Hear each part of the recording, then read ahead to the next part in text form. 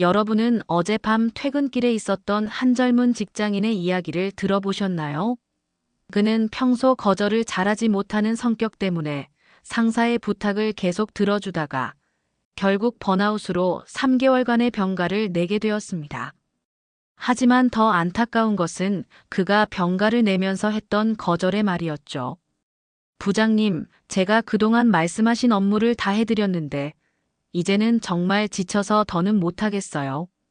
부장님도 제 입장이었으면 못 버티셨을 거예요. 이 한마디가 10년간 쌓아온 회사 경력을 순식간에 무너뜨렸습니다. 그는 복귀 후 곧바로 다른 부서로 발령이 났고 승진에서도 누락되었죠. 여러분, 우리는 매일 수많은 거절의 순간과 마주합니다. 하루에도 수십 번, 때로는 수백 번씩 말이죠. 동료의 회식 제안, 상사의 야근 요청, 친구의 돈 부탁, 가족의 집안일 부탁까지. 그런데 우리는 이런 거절을 제대로 배워본 적이 있나요? 최근 한 연구 결과에 따르면 직장인 10명 중 7명이 거절로 인한 인간관계 악화를 경험했다고 합니다. 더 충격적인 것은 그중 절반 이상이 거절 때문에 이직을 고려했다는 사실입니다. 특히 우리나라 사람들은 노라고 말하는 것을 극도로 꺼립니다. 세계 가치관 조사에서 한국인의 거절 공포증은 조사 대상 82개국 중 상위 5위를 기록했죠. 왜 이렇게 된 걸까요? 그것은 우리가 거절하는 방법을 제대로 배우지 못했기 때문입니다. 학교에서는 수학, 과학, 영어를 가르치지만 어떻게 하면 상대방의 마음을 다치지 않으면서 거절할 수 있는지는 가르쳐주지 않았죠. 제가 20년간 사업을 하면서 깨달은 것이 있습니다. 성공한 리더들은 한결같이 거절의 기술을 완벽하게 마스터하고 있었다는 것입니다. 그들은 상대방의 체면을 살리면서도 자신의 입장을 분명히 전달할 수 있었습니다. 오늘 우리가 함께 알아볼 것은 절대로 사용해서는 안 되는 5가지 거절의 말투입니다. 이 5가지만 피해도 여러분의 인간관계는 크게 달라질 것입니다. 특히 3번째로 소개해드릴 거절법은 제가 만난 수많은 임원들이 가장 많이 저지르는 실수입니다. 이 거절법 때문에 유망한 인재를 놓치고 중요한 비즈니스 기회를 날려버리는 경우를 수없이 보았죠.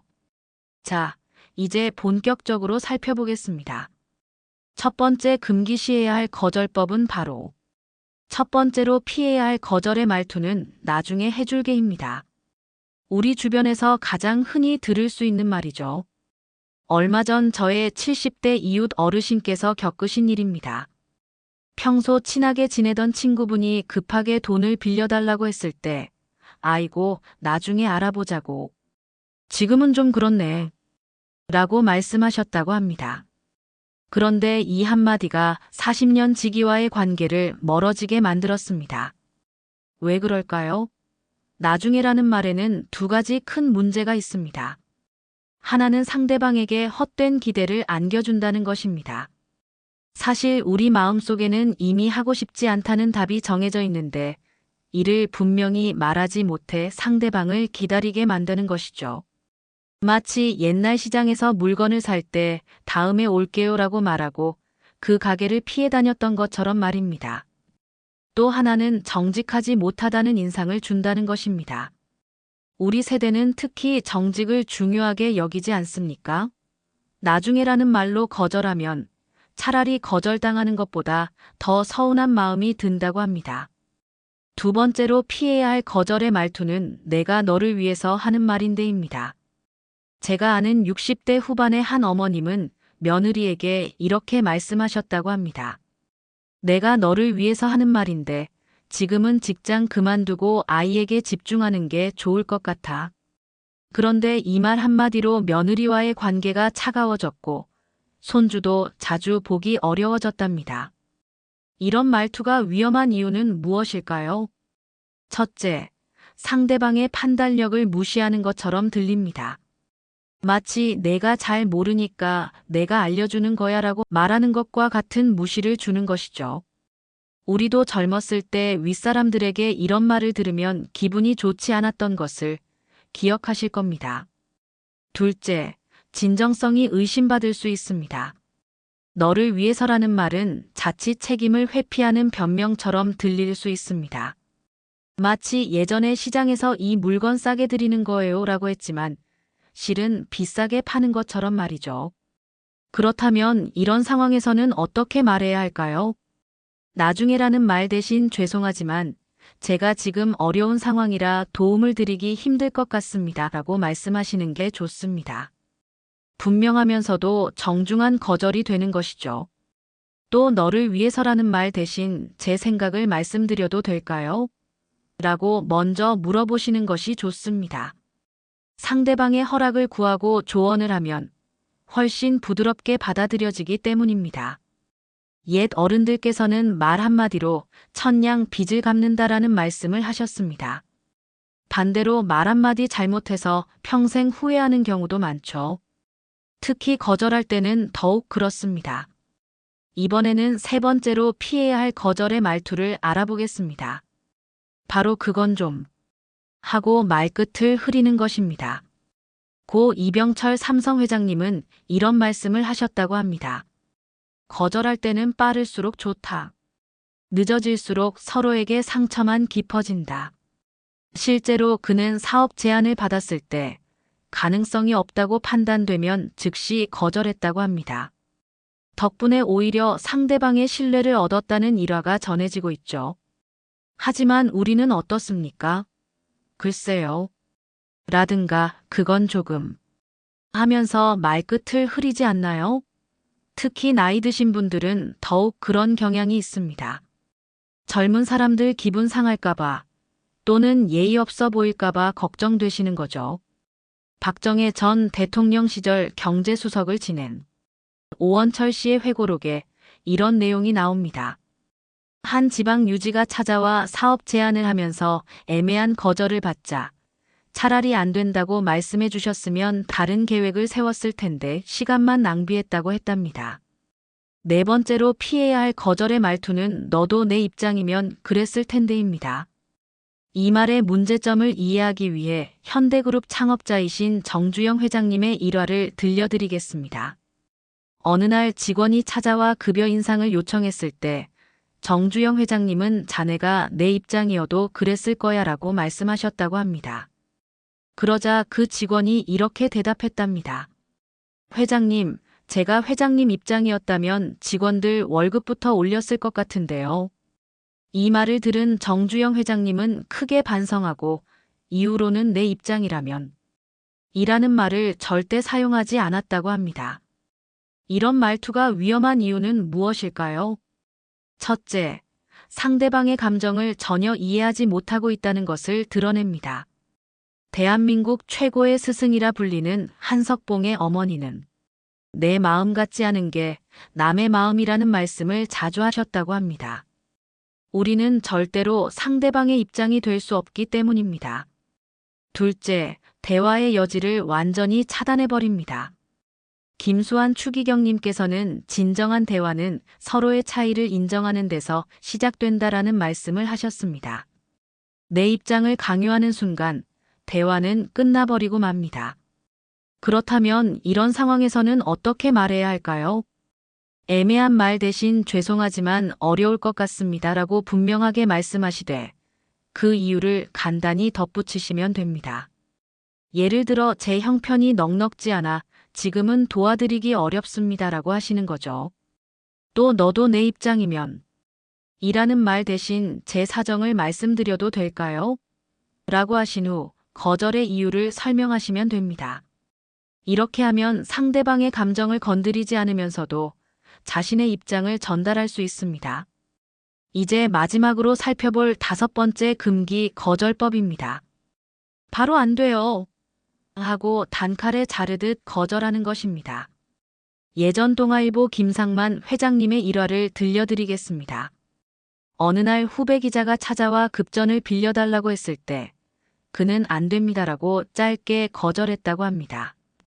그 후배는 평생 그와 말도 섞지 않았고 훗날 그 후배가 유명 언론인이 되었을 때도 관계는 회복되지 않았답니다. 우리 속담에 가는 말이 고와야 오는 말이 곱다라는 말이 있습니다.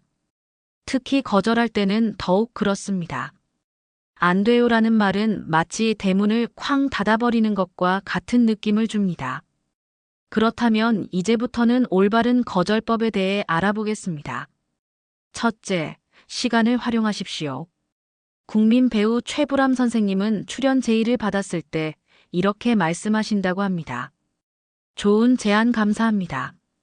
하루만 시간을 주시면 일정을 정확히 확인해보고 연락드리겠습니다. 그리고 다음날 정중하게 거절의 뜻을 전하신다고 합니다.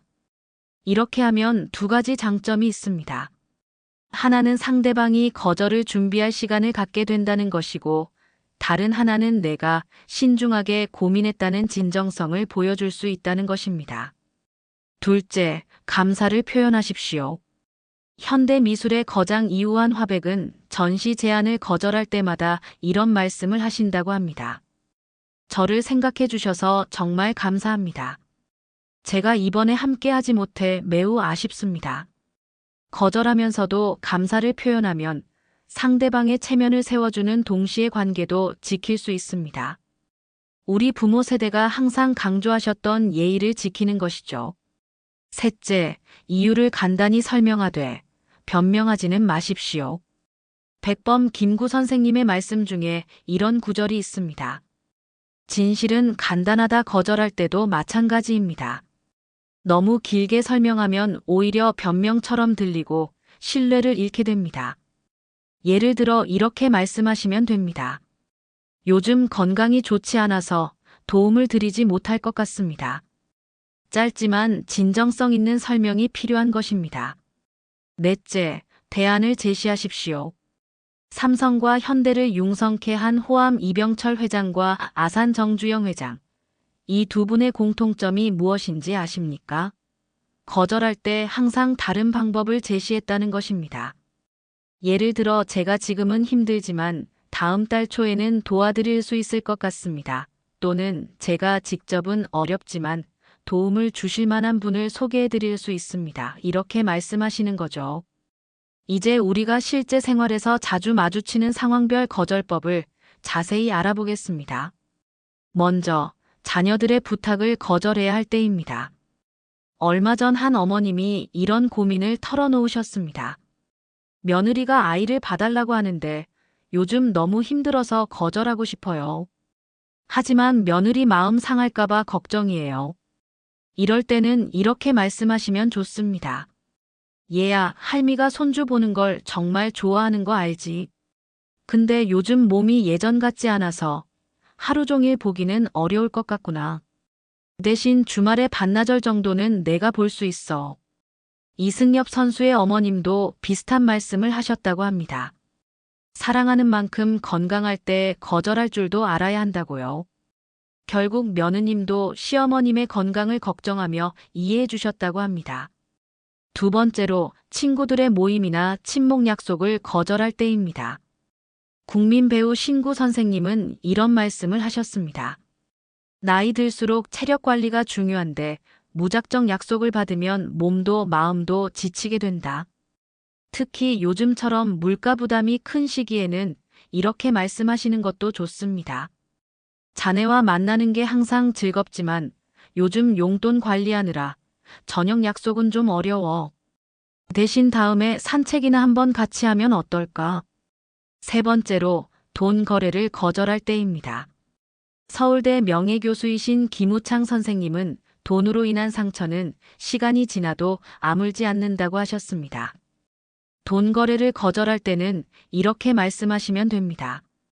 내가 평소에도 도와주고 싶은 마음이 크지만 우리 나이에는 자식들 도움 없이 살기도 벅차서 미안하지만 이번에는 어려울 것 같네. 혹시 다른 방법으로 도움이 필요하면 말해주게나. 넷째로 종교 권유를 거절할 때입니다. 불교 원로이신 법정 스님은 진정한 믿음은 강요가 아닌 자발적 깨달음에서 온다고 하셨습니다. 이럴 때는 이렇게 말씀하시면 좋습니다. 내 나이에 새로운 종교를 받아들이기가 쉽지 않네. 하지만 자네의 좋은 뜻은 감사히 받아들이고 싶어.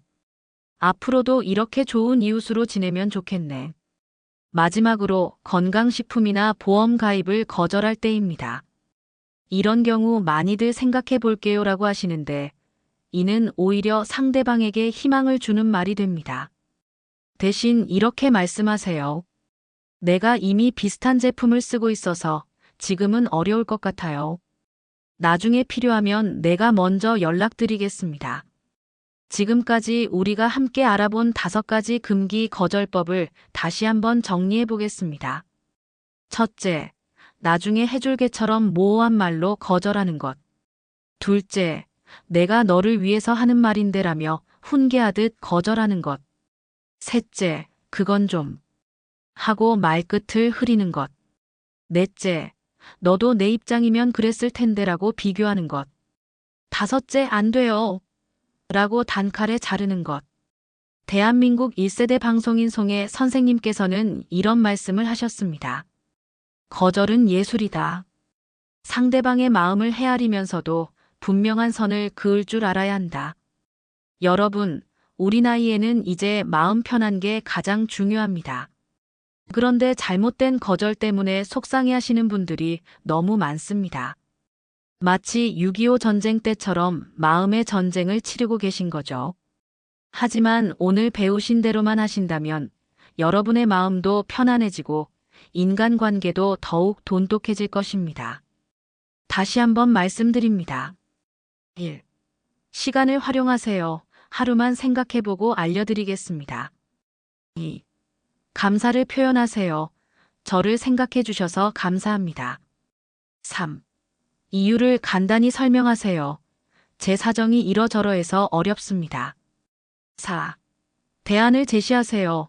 대신 이렇게 하면 어떨까요? 우리 옛말에 마음이 가는 곳에 발길도 간다라는 말이 있습니다. 여러분의 마음이 가는 곳마다 좋은 인연이 가득하시길 바랍니다. 자, 여러분. 오늘 이야기는 여기서 마무리하려고 합니다. 하지만 그 전에 한 가지만 더 말씀드릴게요. 여러분도 아시다시피 요즘 세상이 참 빠르게 변하고 있죠. 손주들은 말할 것도 없고 자녀들과도 대화가 잘 안 통할 때가 많으시죠. 인생 한방울 채널에서는 매주 이렇게 우리 세대가 꼭 알아야 할 소통의 지혜를 나누고 있습니다. 구독하시면 매주 새로운 이야기를 가장 먼저 만나보실 수 있고 좋아요를 누르시면 더 많은 분들이 이 영상을 보실 수 있답니다. 앞으로도 여러분의 삶에 작은 도움이 될 수 있는 이야기들을 준비하겠습니다. 구독과 좋아요 잊지 마시고요. 클릭 한 번이 여러분의 마음을 더욱 풍요롭게 만들어 드립니다. 다음에 또 뵙겠습니다. 감사합니다.